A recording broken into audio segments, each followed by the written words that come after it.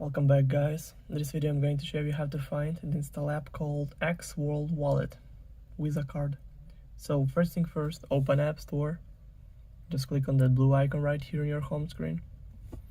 Then make sure that you log in on your Apple ID account.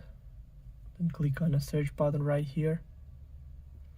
And in the search bar, typing X World Wallet and go search right here.